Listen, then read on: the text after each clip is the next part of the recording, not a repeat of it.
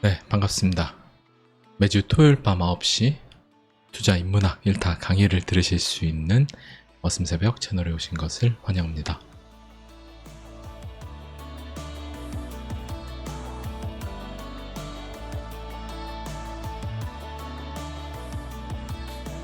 네, 이번 주 방송은 제가 개인적인 좀 사정으로 인해서 라이브 방송을 하기에는 조금 부족한 부분이 있어서 컨디션이나 여러 가지 부분 때문에 녹방으로 대체를 해서 여러분들께 찾아뵙고 있습니다. 그래서 녹방이라는 점 한번 인지를 해주시고, 여러분들 또 오늘 하랑도반분들은 아마 채팅을 이제 나누는 시간을 좀 기대하셨을 텐데 아마 좀 아쉽게 생각합니다. 그래서 저도 여러분들하고 이런저런 채팅을 나누고 싶었는데 오늘 녹방으로 대체하고 있다는 점 인지해 주시고, 오늘 아마 방송에서 이야기 드릴 이제 주 얘기는, 여러분들이 아마도 지금 이제 좀 이렇게 비트코인이 한 이때부터 한 6월 중순부터 해가지고 급등을 좀 해주고, 지금 이제 한 며칠 됐죠? 좀 살펴보면 이때부터 해서 지금 이제 보름 정도 됐어요. 17일 정도. 그래서 이 17일이 되게 또 지루하게 느껴지실 거예요. 아마 투자 심리가 대부분 뭐 반복되니까,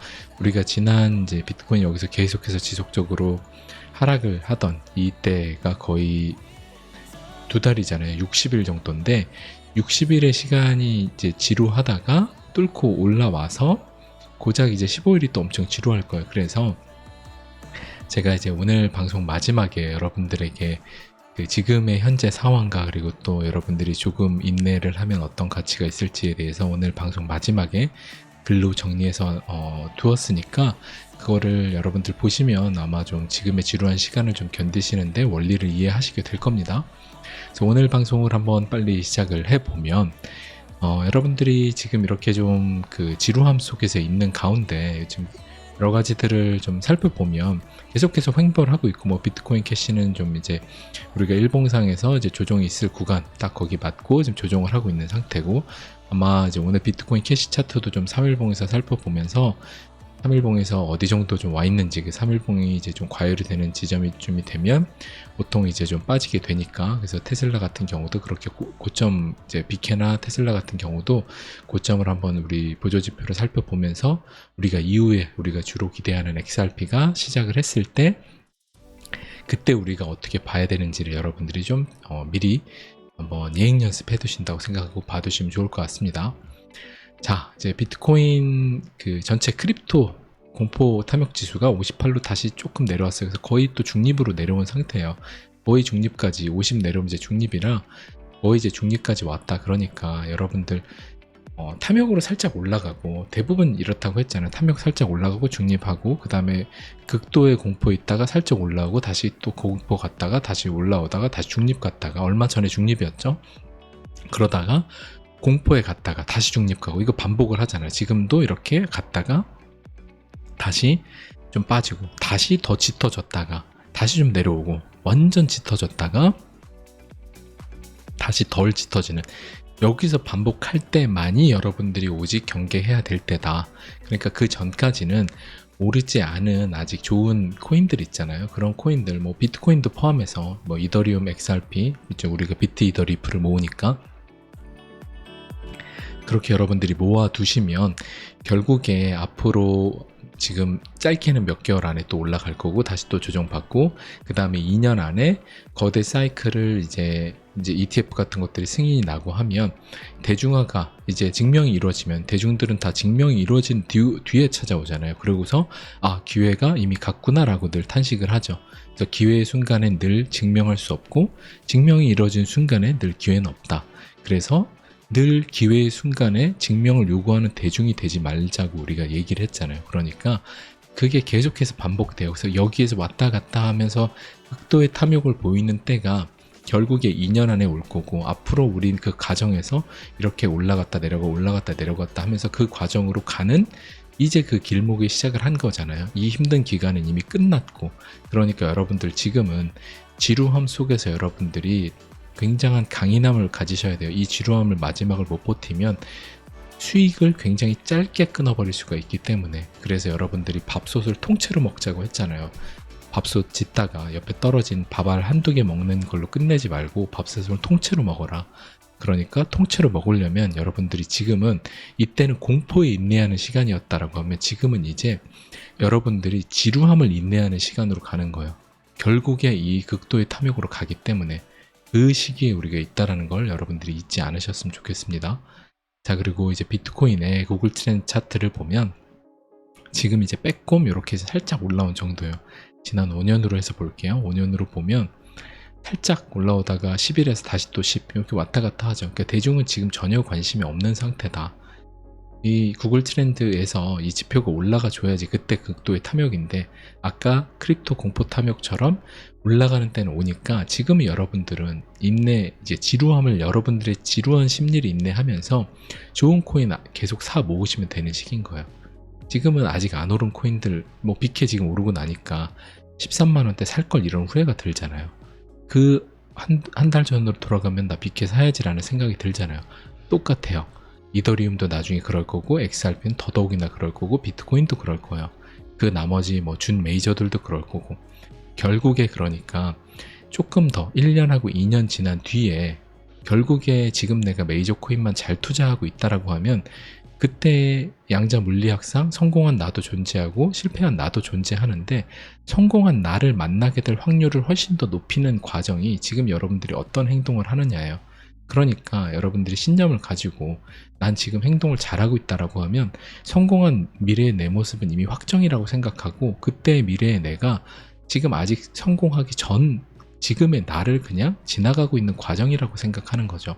그게 이제 확실한 신념을 여러분 갖고 있을 때 할 수 있는 건데 여러분들이 지금 그 두렵고 막 여러 가지 복잡한 감정들이 있잖아요. 근데 딱 하나 생각해야 되는 건 대중들과 다르게 살고 싶어서 여러분들이 크립토 투자를 했으면 그 안에서 또 나머지 사람들과 다른 행동을 해야 된다는 거예요.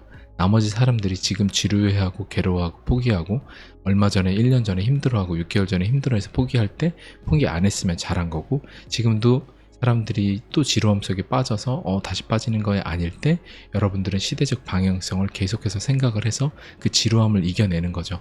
그게 대중들이 수많은 대중과 다르게 삶을 살고 싶으면 다른 행동을 하는 길입니다. 그러니까 여러분들이 그렇게 하셔야 된다는 거를 한번 이 구글 트렌드를 통해서 이야기 드리고 자 그리고 JP모건이 미국의 SEC 비트코인 현물 ETF 승인 가능성 높지만 게임 체인저는 못 될 것 이러잖아요. 그러니까 이제 JP모건도 아는 거예요. 그 SEC 비트코인 현물 ETF는 뭐 블랙락이 99%이기 때문에 승인될 가능성은 당연하다라고 보는 거고 하지만 지금 대중들이 코인에 관심을 갖고 승인되기 전에 사면 안 되잖아요. 그러니까 겁을 줘야 되니까 당연히 승인 신청하는 것도 밝혀질 수밖에 없죠. 블랙락의 승률도 밝혀질 수밖에 없죠. 그러면 이런 데들이 나서서 게임처럼 체인저는 못 될 것. 그러니까 승인이 돼도 비트코인 가격이 그렇게 많이 오르거나 막 달라지질 않을 거야 라고 그냥 또 말을 하고 있는 거예요.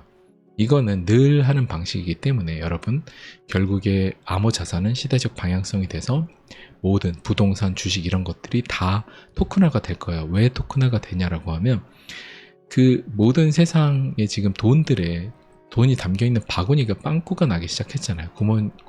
주머니에 구멍이 나는 거예요. 왜냐하면 부채를 너무 많이 찍어내서 그들이 탐욕으로 인해서 돈을 더 찍어서 자기네 돈을 중력처럼 더 빨리 가져가려고 부자들이 돈을 더 빨리 벌려고 돈을 찍어내서 그 돈을 다 가져가는 형태로 지금의 현대사회가 왔단 말이에요. 이 금융 시스템이. 근데 이게 이미 붕괴가 일어나고 이거를 다음 바구니로 옮겨야 되는데 그게 블록체인이고 그 블록체인 위에 이제 코인이라는 걸로 탈중앙한 이미지로 처음에 시작을 했지만 그 위에 이제 주식도 올라오고 부동산도 올라오고 모든 자산이 다 통폐합되는 시기로 가는 거죠. 그러기 때문에 시대적 방향성이고 그러기 때문에 현물 ETF 승인되고 하면 당연히 게임 체인저가 될 거죠. 하지만 늘 얼마 전에 JP모건 블랙락이 뭐라 그랬어요. 요번에 블랙락이 대표가 나와서 뭐 비트코인 이제 앞으로 뭐 디지털 금이다 이런 인터뷰 했죠. 진짜 웃긴 게 불과 1년 전, 2년 전만 해도 그거 사기다, 그거 이상하다라고 말하던 사람들이에요. 다. 근데 JP모건 지금 뒤에서 암호화폐 시스템, 블록체인 시스템 만들어서 하고 있죠. 근데 계속 이런 얘기를 한다는 거는 여러분들이 진짜 진실은 우리들한테 떠먹여주는 뉴스나 이런 뭐 공중파 저기에 나오지 않는다는 거. 진짜 진실은 여러분들 되게 허름하고 누추하고 진흙 속에 묻혀 있는 거지, 이렇게 되게 보기 좋게 딱 닦여갖고 우리한테 이게 진실입니다 라는 것은 보통 진실이 없다라는 거예요. 제가 공중파 뉴스를 저는 거의 안 보는데 그 이유도 마찬가지입니다. 자, 그리고 매트릭스 포트 총괄이 2024년 말에 비트코인이 12만 5천 달러 전망한다. 그래서 이거 2024년 말이면 이제 시간 얼마 안 남은 거잖아요. 뭐 1년하고 얼마밖에 안 남은 거예요. 그러니까 내년 지금 한 4월 이때가 반감기인데 보통 반감기 이후에 많이 오르죠.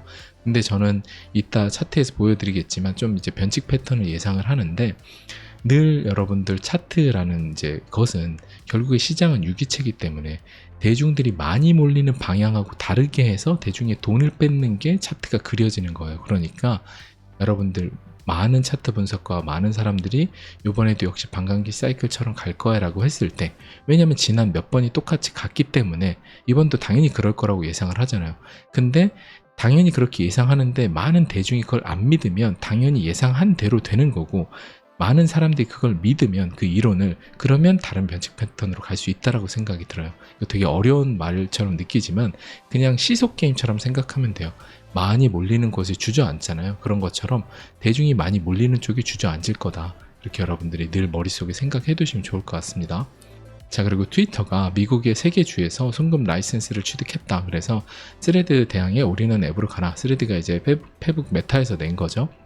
그래서 참고로 스레드 잘못 이제 인스타그램 하시는 분들은 깔면 스레드 그냥 지우려고 하면 인스타까지 다 날아가게 만들어 놨어요. 이제 굉장히 사악하게 해놓은 건데 스레드를 많이 깔려고 하는 거죠. 그래서 그렇게 해놨다 참고로 하시고, 지금 트위터가 세계 주에서 송금 라이선스 업체에서 결국에 트위터는 금융 올인원 앱으로 갈 거고 당연히 크립토 결제와 크립토 송금이 들어갈 겁니다. 그냥 시대적 방향성이에요. 그러니까 이 안에 뭐가 들어가냐 이거 사실 우리 알 수도 없고 중요하지 않아요. 그냥 살아남는 비트, 이더, 리플은 당연히 결국에 몇 년 있다 다 들어가게 될 거고 그 외의 것들도 들어가겠죠. 뭐 트위터에서 코인을 찍어낼 수도 있고, 그러니까 그 우리가 예상 가능한 범위 안에서 여러분들이 지금 할 수 있는 거에 집중하면 되는 거예요. 지금 이런 것들 보면서 내가 코인을 흔들리지 않고 어떤 살아남을 코인들의 투자를 이어나가야겠구나, 그 원칙을 지키는데 중요한 거지. 지금 지금 7월달에 올라야 되는데 안 오르나? 8월 오르나? 이거에 매몰돼서 계속 생각하기보다는 어차피 시대적 방향성이니까, 지금 그림은 제가 7, 8, 9월이 좋을 것 같다라고 했잖아요. 뭐 이제 약간 큰 그림으로 본 건데, 그렇게 7, 8, 9월이 좋다라고 하면 여러분들 지금 아직 뭐 오르지 않은 코인들 있으면 계속 원칙적으로 사고, 그 다음에 좀 과열이 되면 그때 조금 팔아가지고 두고, 여러분들이 이렇게 그냥 대응을 하시면 되는 거죠. 자, 그리고 김주현 금융위원장이 새마을금고 건전성 예금자 보호 문제없다. 그래서 지금 새마을금고가 뱅크런이 일어나고 있어요. 그 새마을금고에 대한 거를 제가 대략 그 이제 실리콘밸리도 파산하고, 그래서 한국에도 이런 좀 뱅크런이 일어날까 아닐까 좀 우리가 걱정을 했잖아요. 근데 뭐 일단은 이런 새마을금고에서 터졌고, 근데 이제 새마을금고 같은 경우는 여러분들이 지금 뭐 아무것도 모르고 당해하나 부실 새마을금고 30곳 비공개 이러는데, 어떤 개념이냐고 하면 단독법인 느낌이에요. 그래서 하나하나 새마을금고가 다 개별적으로 자기의 그 어떤 곳은 뱅크런인데 어떤 데는 안전하고 다 연동이 되어 있지는 않아요. 근데 어떤 데 하나 새마을금고를 만약에 폐업 이제 망하게 돼 있어요. 그래서 이거를 완전히 그냥 망하게 될지 아니면 적당히 살려서 다른 곳이랑 통폐합을 할지 이런 결정은 하게 돼 있어요. 하지만 모두가 다 연결되어 있지는 않다. 그래서 어떻게 보면 더 위험한 거고, 어떻게 보면은 손절이 가능하니까 나을 수도 있는 거죠. 근데 여기도 보면 위기가 거론된 30곳, 연체율 10% 이상인 데가 30곳이나 된다. 근데 그거는 이제 또 어떤 데인지 말 안 한다. 이러면 사실상 더 불안하죠. 왜냐하면 모든 새마을금고에 있는 사람이 이거 공개를 안 하면, 사실 공개하면 이 30곳은 그냥 바로 망할 거고, 공개를 안 하면 딴 데들까지 다 영향을 미쳐서 다 사람들이 뱅크런 할 거 아니에요. 근데 이제 또 정부가 나서서 어떻게 케어해 주겠다, 미국처럼 얘기가 나오겠지만, 여러분들이 일단은 한국의 금융권에서도 이런 게 일어나고 있다라는 걸 생각을 하시면 될 것 같습니다. 그래서 이건 이제 번외로 뇌피셜도 살짝 섞어서 얘기하면, 제가 계속 얘기했던 것처럼 미국의 은행권 부실은 결국에 돈을 많이 찍어내고 그 다음에 채권이나 은행이 그 이익을 쫓게 만든 다음에 은행을 파산시키고 하는 것들이 수많은 은행들이 많잖아요. 근데 메이저 은행 몇 개를 살리고 나머지 수많은 은행들을 다 망하게 하는 금융 대격변에 한번 과정을 거치고 있다라고 제가 얘기를 했잖아요. 저는 이제 그런 관점으로 좀 보고 있고, 그 안에서 이제 크립토 역시도 신흥 크립토 기업들, 그 다음에 크립토 기업들과 연동된 은행들, 이런 데들 다 망하게 하고 전통 금융이 크립토판을 대부분 가져가는 형태로, 그걸 하기 위해서 지금 뭐 실리콘밸리 은행부터 해가지고 몇몇 이제 것들과 크립토 기업들을 다 망하게 한 거죠. 작년까지 해서. 그래서 그게 어느 정도 다 끝났기 때문에 지금 블랙락, 그 다음에 뭐 아크 인베스트먼트, 피델리티 이런 데들이 들어오고 있는 거죠. 그렇게 여러분들이 좀 판을 보시면 될 것 같고, FIU가 출금 중단 사태 가상 자산 예치 서비스 델리오 검사 착수했다. 그래서 지금 델리오가 잘 해결되면 좋겠지만 이런 것들이 계속 있어요. 그래서 여러분들이 제가 당부드리고 싶은 건 한국에 뭐 델리오 포함해서 여러 개들 지금 뭐 많잖아요. 아직도 한국에 몇몇 개 있어요. 근데 저는 한국에 이런 서비스들 여러분들이 하나 여러분들 고르라고 하면 저는 이제 주로 업비트를 얘기를 드리잖아요. 왜냐면 일단은 사실 다 사라져도 일단 업비트 뒤에는 또 카카오란 저기가 또 연동이 되어 있기도 하고, 그리고 기본적으로 재무 구조가 제일 탄탄하고, 그리고 뭔가 이상한 과한 이제 이자를 주는 서비스 자체를 안 하고, 다른 데들 같은 경우 뭐 하루 이런 데들 갑자기 망하기 전에 15% 준다라고 해서 사람 돈을 끌어모았잖아요.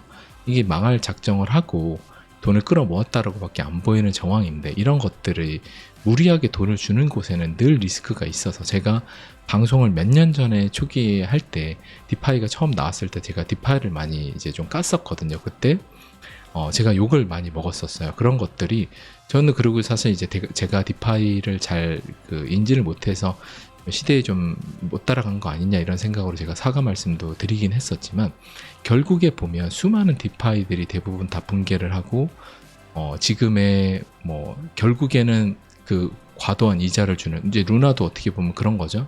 이제 연동형 스테이블 코인 해가지고 무리한 이자를 주다가 망하게 된 건데, 결국에 그런 것들에는 안전하지 않다. 여러분들이 지금도 델리오 같은 위에 한국 서비스 중에 이자를 주는 데 있다라고 하면 한 번쯤 여러분들 생각을 하고 경각심을 가지시면 좋겠습니다. 자, 그리고 제미니 창업자가 DCG 및 베리 실버트를 상대 소송을 제기했다. 그래서 카메론 윙클버스 형제가 제미니 공동 창업자죠. 트위터를 통해서 오늘 제미니는 DCG 디지털 커런시 그룹과 베리 실버트를 상대로 소송을 제기했다. 그래서 베리 실버트는 이제 DCG 경영진들, 이제 제미니와 사용자 제네시스의 지불 능력 및 재무 상태를 속였다. 이렇게 해서 이제 피해 보상 이걸 소송을 한 거예요. 그래서 베리 실버트가 암호자산 초기에는 엄청 떠오르는 이제 선각자 같은 인물로 이제 이슈를 많이 받았죠. 근데 지금은 쏙 들어갔잖아요. 이게 뭐냐면 아까 제가 얘기했던 것처럼 크립토 씬에서 잘 나가는 기업들을 다 망하게 하고 지금 전통 금융이 다 가져가는 형태잖아요. 그러니까 앞에서 처음에 암호자산 시장이 떠오를 때 막 개척을 하고 좀 미리 공부한 애들이 나서서 시장에 파이를 키울 때는 이런 베리 실버트 같은 인물들을 그냥 나서서 하게 하고, 시간이 지나서 또 어느 정도 자기네들이 가져갈 때는 지금 이 사람들에 대해서 어떻게 보면은 체벌을 가하는 형태가 되는 거죠. 뭐 책임을 뒤집어 씌우고, 이 사람도 나중에 살아남아서 자기의 좋은 일을 업계에서 일을 하고 할 수는 있겠지만, 어찌됐던 그 큰 거대한 세대 교체가 일어나고 있다. 크립토 기업에서 전통 금융권들로 파워게임이 넘어가고 있다. 이걸 이제 여러분들이 체감을 하시면 될 것 같아요.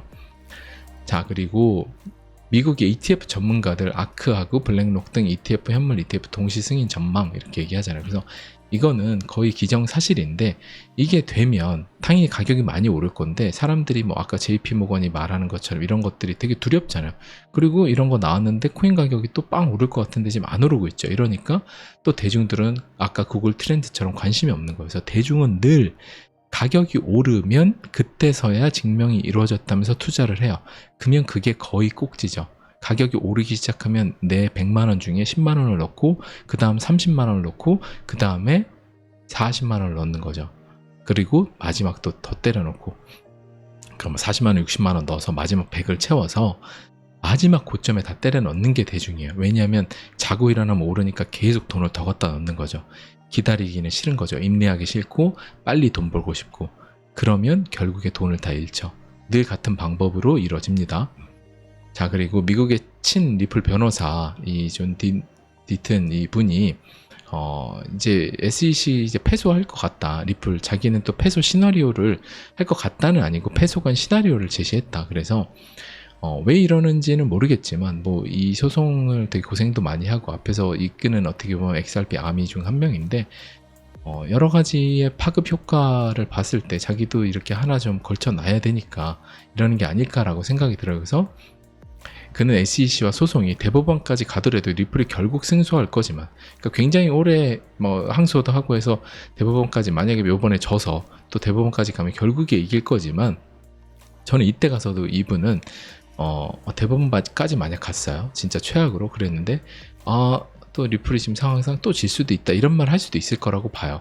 지금도 사실 이런 게 어렵긴 어렵죠. 저 역시도 제가 비트코인 앞으로 지금 이제 거의 바닥이고 좋을 거라고 제 관점을 이야기 드렸는데 시간이 한두 달 늦춰졌어요. 그러면 사람들은 이제 틀렸다라고만 말하니까, 그러니까 결국에 이 분도 이제 소송에서 유리하지만 질 수도 있다라는 부정적 시나리오를 제시할 수밖에 없는 이유가 사람들이 그렇게 안 해놨는데 만약에 그렇게 나오면 이 사람은 갑자기 모든 화살을, 비난의 화살을 받게 되잖아요.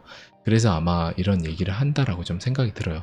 저도 그럴 가능성은, 질 가능성 당연히 늘 얘기하지만 있을 수도 있죠. 하지만 저는 만약에 그렇다라고 해도 그때 가격이 좀 더 빠지면 그냥 버티고 더 살 거지, XRP가 절대 망하는 그 코인이 아니고 또 리플사가 상장도 할 거고 엄청나게 이미 전 세계 100대 은행 중 30개, 35개 은행들과 이미 파트너십이 이상이 되어 있는 테스트도 하고 이런 기업이기 때문에, 이런 기업은 지금 전통금융권이 크립토 쪽으로 오는데 이렇게 역할을 하는 코인은 회사는 없기 때문에 저는 너무 확신을 하고 있어서, 그 소송 결과는 누구도 모르지만 그냥 소송 결과를 확신하는 게 아니라 리플사의 미래에 대해서 확신을 하는 거거든요. 그러니까 여러분들이 그 개념을 다르게 보시면, 나 소송 지면 어떡하지? 그럼 팔아야 되나? 그러니까 투자가 어려운 거예요. 그 확신은 누구도 줄 수 없으니까. 그래서 소송이 어떻게 되냐 막 이런 거 보면 또 팔아야 되냐 했다가 또 가격이 막 리플 가격 오르면 또 사야 되는구나 막 사고, 그러니까 대중들이 막상 소송 이겨서 가격 엄청나게 오르면 그때 사고, 그리고 가격이 떨어지겠죠. 이게 이제 늘 반복이다.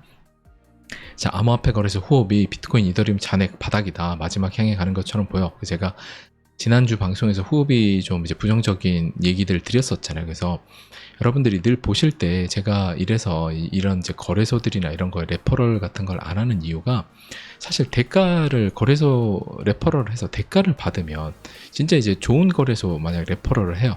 그래서 그 선물 이런 건 아예 이제 너무 탐욕적이니까 그거는 그냥 사실 레퍼럴 해서 홍보해가지고 그냥 대중 투자자들을 지옥으로 몰아넣는 행위라고 보고, 그냥 이런 거래소 중에 뭐 바이낸스나 이런 거 같은 경우는 그래도 전 세계 최대 거래소니까 괜찮다라고 봐요. 그리고 그 레퍼럴 통해 가입한 사람이 할인도 받으면 그건 이제 나쁘지 않다라고 보는데, 그 외의 거래소들을 뭐 이런 거 후오비부터 수많은 데들 막 다 하면 그 중에 한두 개가 만약에 망했어요. 그리고 코인을 못 돌려받아. 그러면 그 레퍼럴을 받아서 그 홍보를 해갖고 돈을 번 사람들은, 그걸로 피해받은 사람들한테 사실상 어느 정도 일정 부분에 책임이 생기잖아요.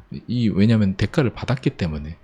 왜냐면 자기가 홍보를 할 때도 결국에 바이낸스, 가령 업비트 이런 데들은, 뭐 업비트야 레퍼럴이 없으니까 그렇지만, 그런 데들은 사실상 여기는 내가 해도 세계 최대고 안전하니까 하는 건데, 업비트나 바이낸스 같은 거를 알려줘야 되는데 그거보다 작은 데를 홍보하면서 거기에 가입을 하라고 한다는 것 자체가 일단 안 맞는 거죠. 추천을 하기에. 결국에 그냥 돈을 벌기 위해서 좀 위험한 걸 추천해 준 것밖에 안 되는데, 여러분들이 그런 모든 정보를 접하실 때 스스로 뭐 어떤 혜택이 더 많대 라고 해도, 여러분들이 지금은 아까 델리오 저기 사건처럼 똑같이 지금은 최대 안전한 곳들, 해외 같은 경우는 지금 바이낸스가 70에서 50으로 줄었지만 그래도 점유율 50%니까 그나마 안전하죠.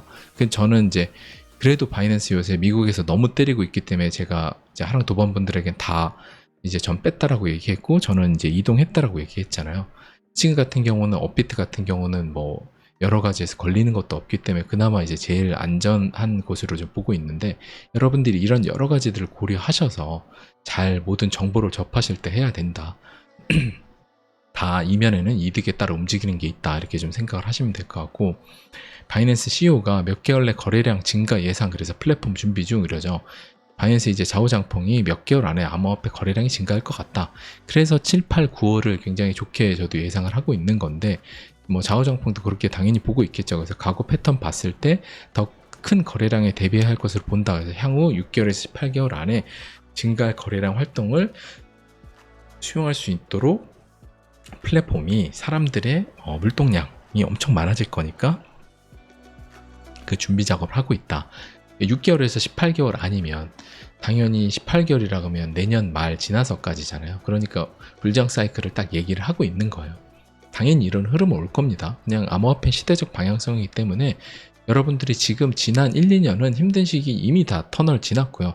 앞으로는 겨울이 지나서 꽃샘추위 잠깐 왔었죠. 6월에 그 SEC 바이낸스 이것 때문에 꽃샘추위 왔었고, 이제 봄을 지나서 가고 있는 거예요. 이제 봄이 완연하게 오고 나면 뜨거운 여름이 이제 2024, 뭐 2025년 이때 올 거예요. 그 전에 지금 이제 오는 시나리오도 있지만 어찌됐든 그런 흐름으로 올 거고, 결국에 그러면 엄청난 컴컴한 어둠의 시기는 다 지났잖아요. 그럼 이제 앞으로는 밝은 시기고, 그리고 앞으로는 따뜻하고 뜨거운 시기로 가잖아요. 추운 시기가 아니라. 그러면 지금은 좋아해야 되는 시기인 거예요. 그러니까 지루해하고 괴로워하지 마시고요. 앞으로 그냥 좋을 거니까 좋은 생각하고 있으면 돼요. 그죠? 당연한 건데 대부분 너무 그거를 조급해하고 힘들어하니까, 물론 빨리 오르면 좋죠. 그리고 이제 XRP도 소송이 결국에 끝이 나서 오를 거고 그렇게 생각합니다. 그리고 우리가 늘 예측하기 어려운 미국 FOMC가 또 6월 의사록 대다수 의원이 추가 금리 인상에 동의한다. 도대체 금리 인상은 이제 동결했다가 또 언제 올린다고 했다가 아직도 아니라고 했다가 말이 없잖아요. 끝이 없잖아요. 그러니까 여러분들이 이거는 늘 이렇게 생각하세요. 그들의 패턴은 예측 불가다. 그러니까 늘 금리 인상 막 예측 쫓아다니고, 뭐 이제 경제방송 TV 이런 데서 금리 인상 어떻게 하고 전문가 나와서 이번에 어떻게 할 것 같습니다 뭐 합니다. 다 틀리잖아요. 거의 대부분 다 틀려요. 그냥 그 긴 관점만 봐서, 앞으로 긴 관점은 결국에 암호자산 쪽으로는 자산 부해바구니가 세팅이 될 거고, 언젠가 금융 위기가 오겠지만 위기가 와도 결국에 세상은 안 망하기 때문에 또 극복을 해서 올라갈 거잖아요. 그러면 늘, 그러니까 뭐 테슬라들이 이런 얘기를 해요. 테슬라 사기는 언제가 제일 좋은 시기냐? 바로 지금이다. 왜냐하면 어차피 테슬라는 몇 년 있다가 엄청난 기업이 될 거기 때문에, 이런 얘기잖아요. 그럼 코인도 역시 마찬가지로, 코인은 시대적 방향성이면 그 안에 살아남을 몇몇 코인은 앞으로 그 엄청난 시총을 만들어갈 코인이면 늘 좋은 시기죠. 근데 지금은 더욱이나 과열된 시기가 아니라 아까 구글 트렌드에서 봤던 것처럼 사람들이 관심 없는 시기잖아요. 그러면 지금 참 좋은 시기인 거죠. 그죠? 자, 테슬라. 이제 오늘 물도 안 가지고 와서 빨리빨리 해보고 있습니다. 자, 테슬라 차트를 보면 지금 이제 3일봉이에요. 3일봉에서 제가 요 1일봉에서 요때 요거 찍었다라고 얘기했고, 조정이 좀 있을 거라고 했고, 조정을 하고 다시 3일봉 올라와서 지금 여기까지 올라온 거예요. 그래서 3일봉을 보면 저는 요번에 지금 요번 장세 하는 어느 정도까지, 이제 3일봉에서 한 여기 정도까지 이렇게 올라오는 게 대략 여기쯤일 것 같아요. 한 310에서 몇 달러 이 정도 언저리가 되지 않을 것 같은데, 요거 하고 다시 또 3일봉에서 하고 조정을 좀 받겠죠. 그래서 3일봉에서 이런 식으로 하면서 올라갈 수도 있어요. 이런 식으로 하면서 3일봉에서 한번 하고 조정하고 다시 올라가고, 이런 식으로 갈 수도 있죠. 이게 이제 2021년에 거대 상승했던 주기인데, 이렇게 물론 갈 수도 있어요. 요번에 이렇게 가갖고 전고를 넘어가는 이런 그림이 나올 수도 있겠죠. 근데 우리가 또 봐야 되는 거는 나스닥이 지금 얼마큼 과열되어 있냐. 나스닥 과열 지수가 많이 되어 있다라고 하면 테슬라 혼자 가긴 쉽지 않으니까, 그러면 또 3일봉에서 여기 정도 갔다가 빠질 수 있는 거죠. 그러니까 일단 3일봉에서 이쯤 언저리 가고 나면 그 이후의 것들을 우리가 또 한번 살펴보면서 지켜보도록 하죠. 어차피 시장 계속 변하기 때문에 우리가 일봉상에서 여기쯤 왔으면 좀 조정 올 거예요 정도 예상했잖아요. 그러면 좀 빠졌던 거고 3일봉에서 이쯤 와서 조정 올 거라고 하면 또 좀 조정이 있겠죠. 그 정도만 알 수 있는 거지 사실 이후에 계속 어떻게 흘러갈지는 여러 가지를 봐야지 알 수 있을 것 같아요. 그리고 또 그게 다 맞는 것도 아니고 당연히. 자, 이게 비트코인의 일봉인데 제가 보고 있는 그림 한번 여러분들한테 예전부터 그 약간 메가폰 패턴으로 공유했던 건데 요번에 저는 7, 8, 9월쯤 해서 좀 한 4만 불 요 정도 언저리 근처까지 가지 않을까 이렇게 좀 예상을 하고 있어요. 제가 늘 이때도 그렇고 이때 이제 많이 빠졌다 좀 올라가다가 다시 한번 이게 빠졌죠. 저도 이때 FTX 사태 때 예측을 못했고 당연히 예측하는 게 어렵죠. 이렇게 예측을 못했고 여기서 한 12월쯤에 해서 이제 좀 좋아질 거다라고 했는데 한 달이 더 걸려서 이 급등이 나왔어요. 왜냐하면 제가 그때 계속 얘기해드렸던 좋아질 수밖에 없는 여러 가지 패턴으론 그 비트코인이 결국에 이제 올라가고 암호자산 올라갈 건데 장기 이평을 늘 이런 식으로 내려주면 결국에 이거를 뚫고 올라가는 게 나온다라고 계속 우리가 얘기했잖아요. 그래서 장기 이평이 뚫는 장대 양봉이 언제 나오냐 했는데 요때 나올 걸 좀 기대했었죠 우리가. 근데 시간이 한 번 더 골파고 요때 나온 거예요. 늘 예측했던 사람들이 이때 나올 거 예측하니까 한 번 더 하고 가는 거죠. 아까 잊지 않아야 될 시장은 유기체니까 계속 바꿔서 적응한다가 적용돼서 이렇게 금융 형님들이 이런 식으로 패턴을 만드는 거죠. 한번 덮어서. 그래서 지금도 그런 관점으로 사람들이 이때까지 이런 식으로 가는 지난 패턴을 다 기대를 하잖아요. 근데 요번에 만약에 이제 요거는 대충 나올 것 같아요. 근데 이 이후에 이게 나온 다음에 빠지면 사람들이 빠지고 오래 걸리겠구나 라고 생각을 대부분 하게 될 것 같아요. 왜냐하면 이때도 보세요. 이때도 올라가고 좀 빠지고 이렇게 갔잖아요. 그쵸? 그리고 이때 같은 경우는 서서히 그냥 이런 식으로 하면서 갔고 그쵸? 그래서 지금도 보면 여기서 이렇게 가고 그 다음에 이렇게 해서 완만히 갈 거라고 했는데 이때 바로 올라가 버리는 거예요. 이 메가폰 패턴이 변칙으로 이때 그냥 올라가 버리는 거죠. 이러면 예측이 어려운 거죠. 이러면 사람들이 지금 우리조차도 일단은 자 볼게요. 여기서 좀 가격을 어느 정도 과열되는 지표가 나오면 여기서 일단 물량은 어느 정도 팔려고 하잖아요. 우리는 일단 다 팔지 않을 거고 어느 정도 팔 건데 대부분의 좀 현명한 투자자나 잘한 사람들이 이때 과열이 많이 되면 이렇게 해서 시간 걸리겠구나. 그럼 이쯤 사야지. 이렇게 시간 걸리니까 이쯤 사면 되겠다라고 하고 시간을 가지려고 이때 많이 팔 거예요. 그러면 여기서 만약에 시소게임처럼 많은 사람들이 남아있는 사람 중에 많은 사람이 여기서 나가면 그러면 빼는 척 하다가 그대로 올려버리면 그 사람들은 다 닥쳤던 게 지붕 쳐다보는 꼴이 되는 거죠. 그래서 이때 일부만 팔고 물량을 남겨둬야지 여기를 갔을 때 먹을 수 있는 거예요. 그래서 다 먹을 수 있는 투자는 없다. 왜냐면 시장은 계속 유기체처럼 변하니까 그걸 우리가 어떻게 알아요. 그죠? 그래서 이런 식으로 갔다가 전고를 넘어갔다가 1억이 넘겠죠? 그리고 조정을 하다가 반감기 지나서 다시 2025년에 다시 더 높은 사이클로 가는 이런 이제 새로운 변칙. 그러면 이게 하나의 거대 세트 하나, 두 개 결정되는 세트로 끝난다. 이러고 나서는 이제 대중화가 되는 거죠. 이런 그림으로 좀 예상을 하고 있습니다. 그래서 저는 이 가능성도 꽤 있다라고 봐요. 왜냐하면 대부분 사람들이 이때 남아있는 지금 대중 투자자는 참여를 안 하고 있고 남아있는 코인 투자자들 중에 대부분 사람들이 이때 과열됐다고 많이 팔아버리면 이렇게 될 가능성이 있다. 그 가능성에 대해서 한번 이야기를 드렸습니다. 자, 그리고 비트코인 도미넌스를 또 살펴보면 계속 51, 여기 한 52까지 갔다가 살짝 여기 있는 상태. 그래서 지금 이평선상 요 5일봉 한 지금 이제 3일이니까 15일이죠. 여기 정도에서 하고 있다. 그래서 비트코인 요번에 뚫고 올라가면 아마 한 여기 정도까지 가지 않을까 싶어요. 비트코인이 요번에 여기 정도까지 뚫고 오는 빔이 나올 거 아니에요. 저는 이제 그렇게 오래 걸리지 않아서 비트코인이 치고 나가줄 거라고 좀 보고 있는데 그럼 여기 정도까지 온다.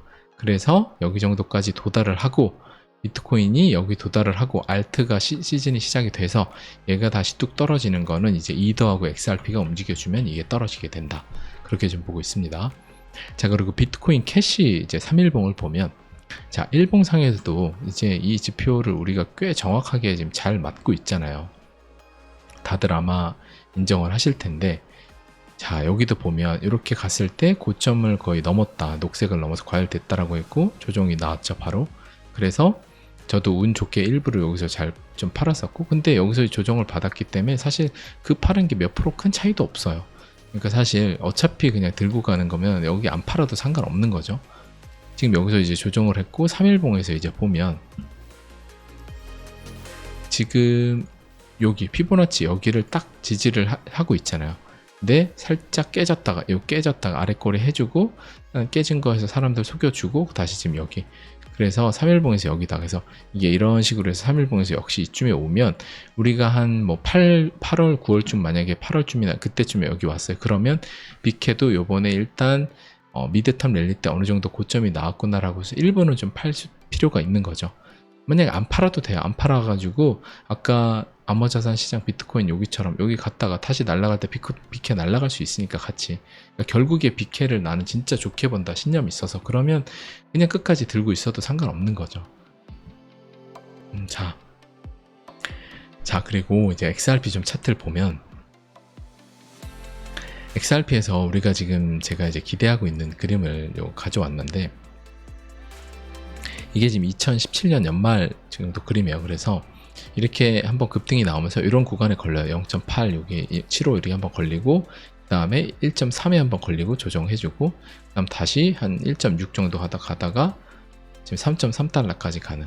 그래서 지금 요런 그림으로 소송 뭔가가 나와서 가주길 우리가 기대를 하고 있잖아요. 근데 지금 이게 계속해서 안 나오니까 여러분들이 답답하신 건데, 지금 뭐 주봉이나 여러 가지 이평선 관점에서 보면 여기도 보면 이런 식으로 고무줄을, 이게 장기 이평이에요. 장기 이평 내려오는 거 뚫었다가 살짝 다시 눌러주고, 장기 이평 뚫기에는 힘이 여기 아래 받쳐주질 않으니까 뚫지 못하고 눌러주고 가다가 이때는 뚫고 지금 타 위에 안착해서 정비열을 해준 상태죠.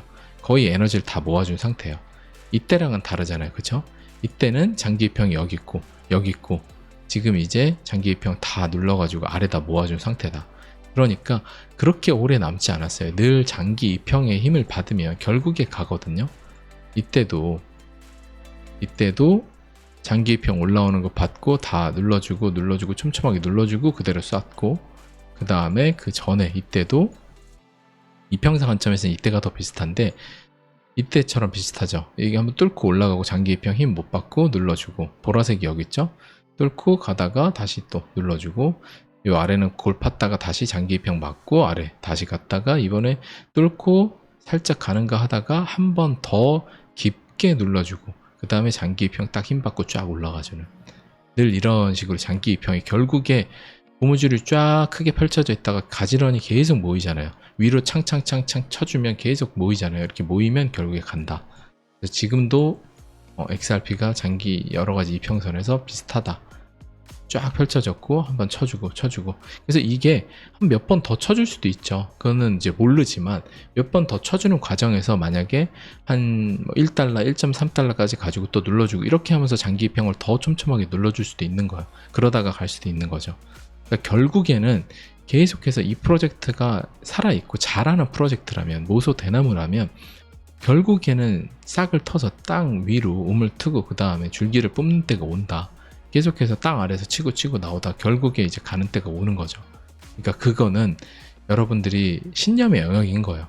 아, 나는 리플 뭐 하는 코인인지도 모르겠어. 그러면 투자를 안 해야 되는 거고, 난 리플에 대해서 너무 확신하다.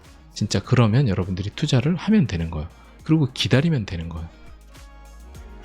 자, XRP 도미넌스 차트도 보면 지금 이제 제가 얘기했죠. 3% 정도 여기 도미넌스가 전체 암호자산 시장에서 3%를 뚫어주면 결국에 이제 넘어간다. 5% 가고 그 다음 16% 넘어간다. 지금 엄청난 수축의 구간에 있죠. 이 트렌드 라인도 보면 못 뚫고 하다가 뚫고 그 다음 안착해준 상태예요. 그러니까 이제는 결국에 이렇게 좀 더 하다가 가겠죠. 그러니까 이것도 결국에 리플사가 일을 잘 못하고 안 되면 그냥 이 도미넌스는 더 묻혀갖고 사라질 거예요. 일을 잘하면 당연히 앞으로 모든 자산 시장군은 다 처음에 태동에서 수백 개가 있다. 그 다음 몇 개로 줄어들고 뭐 나중에 독과점 한 개가 나오잖아요. 모든 게 다 그렇잖아요.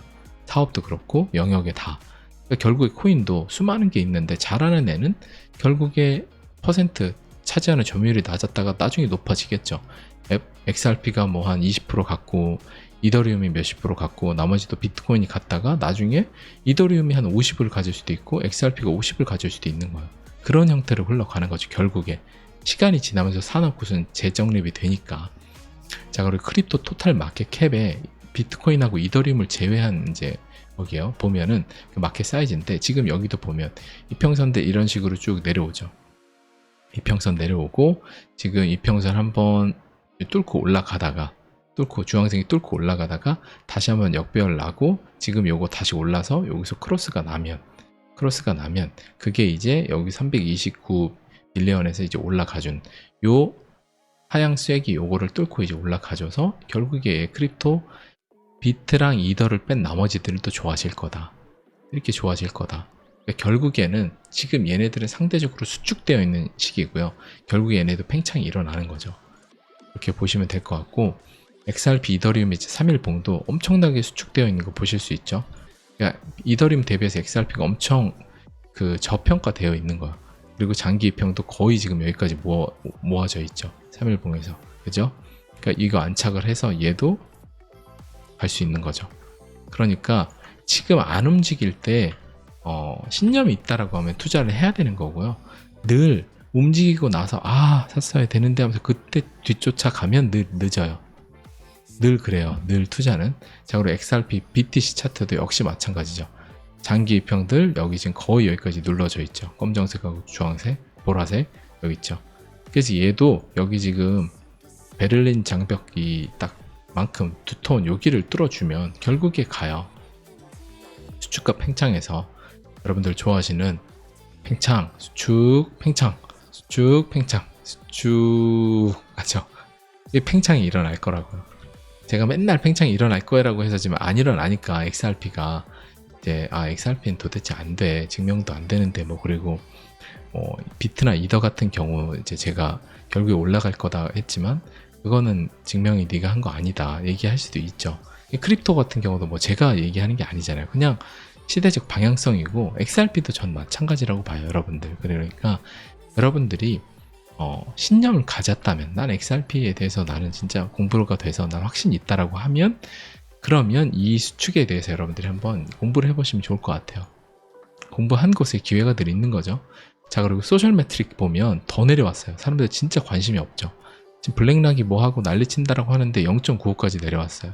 진짜 관심 없고, 그 종합 점수도 0.24로 진짜 관심 없는 상태. 지금은 안전한 상태예요. 지금 그 살짝 나왔죠? 꽃샘추위라고 했던 요거 나오고, 그 다음에 살짝 봄으로 움트고 있는 상태. 그래서 완연한 봄이 되면 요 주황색이 나와야 되고요. 그 다음에 뜨거운 여름은 빨간색인 거예요. 아직 완연한 봄이 안 나왔습니다. 그러니까 지금도 안전한 상태인 거예요. 자, 이것도 보면 장기 홀더들의 MBRB 지표예요. MBRB인데 이걸 보면 여기도 지금 여기잖아요. 그러니까 여기인 거예요. 여기 이전 2016년 땐 여기고, 그 다음에 여기 2019년 땐 여기인 거고, 그러니까 19년대로 보면 요게 남은 거고, 이때라고 보면 이때잖아요. 이때라고 보면 지금 이제 이게 남은 거잖아요. 길게 보면 한번 갔다가 갈래, 아니면 천천히 계속 이렇게 갈래, 둘 중에 하나인 거죠. 그러니까 결국에 지금은 안 오른 코인 매집하기 참 좋은 시기다. 여러분들 그렇게 보시면 될 것 같아요. 제가 이제 황금빌 승수도 보면 제가 이 녹색 구간 넘어가지고 이제 되면 빨간색 구간 도달하면, 그러면 미드텀 랠리라고 제가 프랑크 도번 분들한테 요 이제 이미지와 함께 커뮤니티에 글을 지난주에 올려드렸었잖아요. 요걸 이제 보시면 앞으로 제가 이걸 보면서 우리들이 매도 시점 여러분들하고 얘기를 나눌 지표 중 하나인데, 수많은 것 중에 이제 하나예요. 근데 보면 지금 아직 여기 녹색도 도달 못했죠. 녹색 도달하고 빨간 거 도달할 때쯤 우리는 일단 일부 코인을 매도를 할 거예요. 그리고 나머지는 두면, 만약 메가퍼 패턴이 나오면 좋은 거고, 안 나와서 좀 빠지면 그때 또 우리는 원칙적으로 사람들 공포를 느낄 때 여러분들에게 지금 또 더 주집을 해야 되는 시기라고 이야기를 드릴 거예요.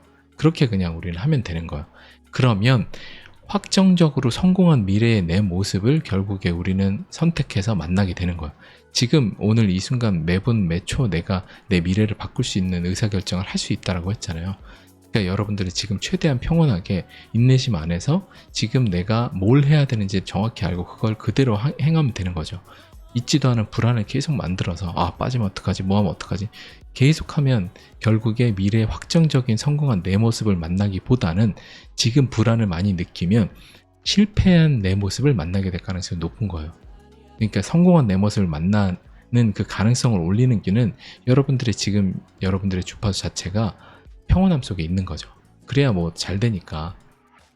자, 그 평온함 속에 있으시라고 이 북극곰이 엄마와 아기 이 눈에서 북극곰들이 그 눈이 많이 사라져서 참 살기 힘들 텐데 이렇게 행복하게 있습니다. 여러분들이 이런 거 보시면서 사실 행복이 멀리 있지 않죠?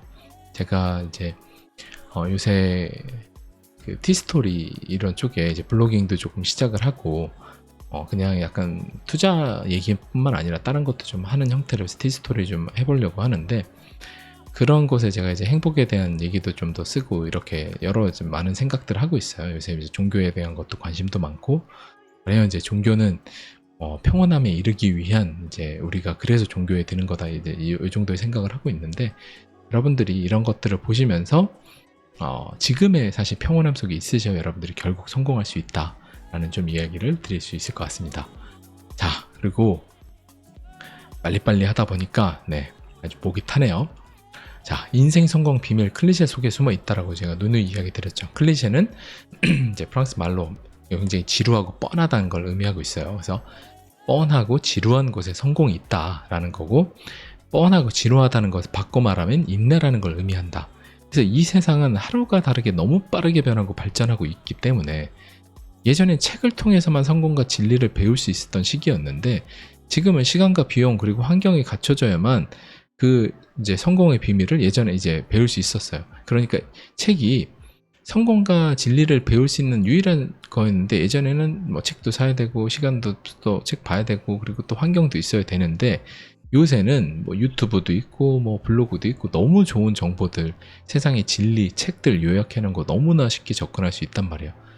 노너, 데일리 카네기, 인간관계론 뭐 이런 너무가 인생 진리에 담긴 책들을 사지 않고도 요약본으로 유튜브를 통해 배울 수도 있고 또 제가 얘기해 드리는 것만 정리해서도 여러분들 다 배울 수 있는 거죠. 시간과 비용을 아낄 수 있는 거예요. 그런데 왜 이렇게 성공하는 방법이 세상 도처에 널렸는데 대중들은 이런 값진 정보에 귀를 기울이지 않을까라는 의문을 여러분들 생각해 본 적 있으세요? 왜 사람들은 거기에 관심 없을까? 왜 그냥 인스타 쇼츠나 유튜브 쇼츠를 보고 이런 진짜 다들 성공하고 싶고 다 돈 벌고 싶고 다 맨날 돈만 쫓는데 진짜 성공하고 돈을 버는 방법에 대한 진짜 뻔한 게 다 널려 있는데 그거는 안 보고 그냥 굉장히 도파민이 분비되는 그런 쇼츠 영상만 보잖아요. 이유는 뻔하고 값어치 있다고 느끼지 않기 때문에 그런 거예요. 그거는 누구나 다 접할 수 있는 뻔하기 때문에 오히려 가치가 있다고 생각 안 해요. 그러니까 인생 성공의 비밀이 클리셰 속에 담겨져 있다는 말 자체를 믿지 않는 거죠. 그래서 오히려 주식 고수라고 얼마 전에 이제 유튜브에서 주식 뭐 자기가 선취매 해가지고 사람들한테 주식 사게 해갖고 뭐 주식 성공 막 했다는 어떤 사람이 지금 채널 닫고 도망갔다고 하잖아요. 그런 주식 고수라고 불리는 사람들 종목 추천하는 채널에 빠져가지고 빠르게 돈 벌 생각만 하는 게 대중이잖아요.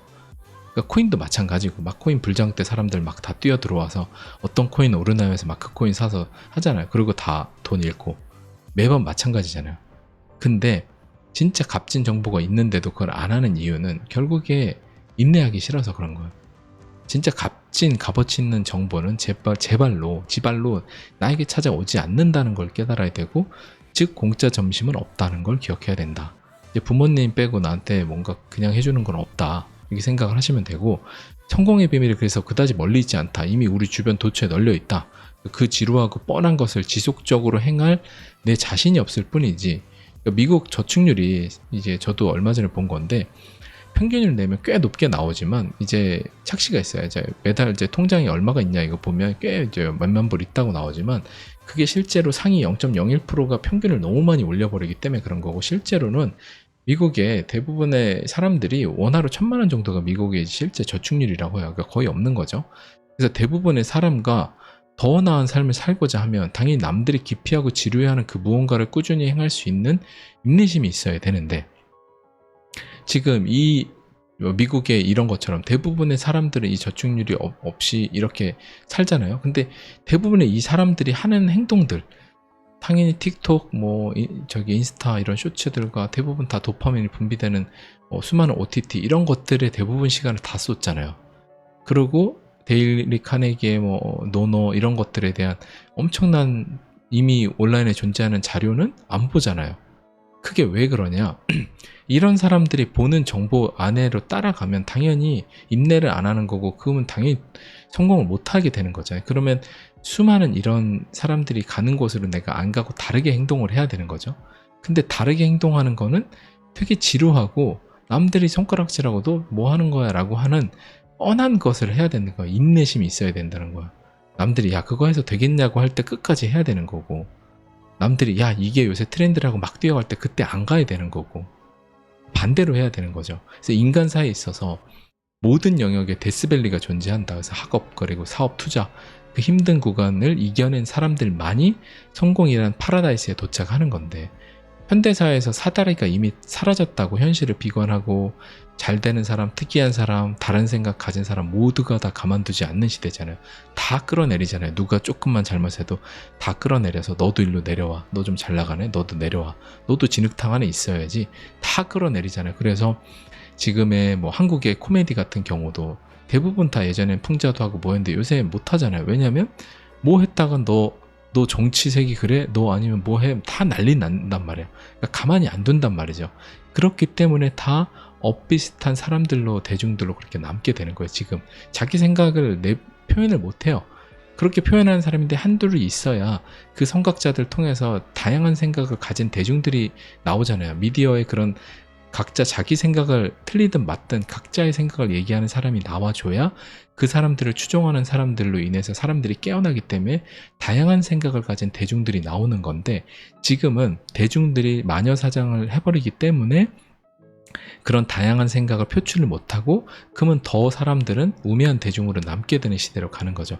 이게 금융 형님들이 원하는 시대이기 때문에 여러 가지 아젠다를 통해서 남녀 서로 이제 싸움도 시키고 막 여러 가지들 해서 사람들을 분열시키고 서로 그 증오하게 만들었잖아요. 분노. 그래서 사람들이 자기 생각을 표출 못하게 되고, 그러면 선각자가 없고, 그러면 선각자가 없기 때문에 대부분의 대중은 바보로 남고, 이게 지금 금융 형님들이 원하는 다음 시대의 그림인 거예요. 그들이 통제하기 쉬운 대중들. 이런 얘기하면 이제 광고가 정지되니까 여기까지 하겠습니다. 자, 그래서 지금의 암호자산 시장은 대중들이 관심을 보이지 않는 아주 좋은 시기인 거예요. 아까 제 구글 트렌드에 사람들은 관심 없죠. 지금은 진짜 천재일우의 기회인 거예요. 여러분들 지금은 진짜 조금 있으면 여러분들이 지금 바다에서 주워놨던 이 돌멩이들이 다이아몬드라고 평가받는 시기에 여러분들이 있는 거예요. 그것도 이제 블랙락이 이미 우리 들어갑니다. 선포 다 해놨는데 대중이 관심 안 보이는 완전 최적의 기회죠. 어떻게 보면 증명도 우리는 이미 이루어졌고 기회도 있는 상태예요. 중첩되어 있는 상태인 거죠.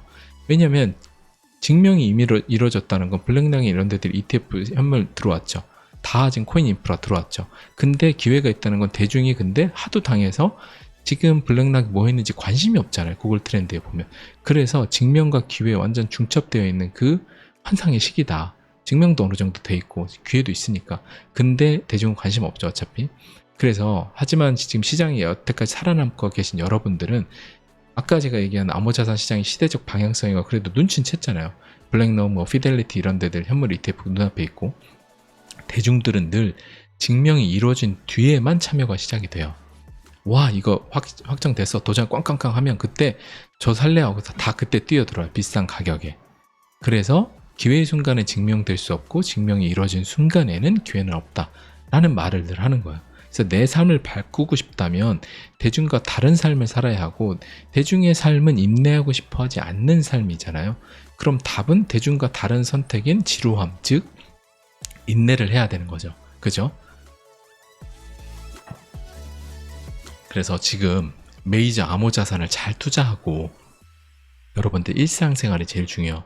잘하면서 평온함만 잘 유지하고 있으면 거대한 시대적 방향성이 이미 잘 올라탄 것이기 때문에 앞으로 1년 이내에 엄청난 변화가 일어날 거예요. 2025년 내가 지금 2023년 나에게 간절한 그때로 다시 돌아가고 싶다고 말할지, 2년 뒤 내가 와, 2023년 그때 진짜 간절히 그때 돌아가서 이더리움이랑 비트랑 XRP 샀어야 되는데 이 얘기를 할지, 아니면 야, 인내하느라고 고생했다 과거의 나야, 난 너를 믿고 있었다, 이렇게 말할지 여러분들이 지금 선택할 수 있는 거예요.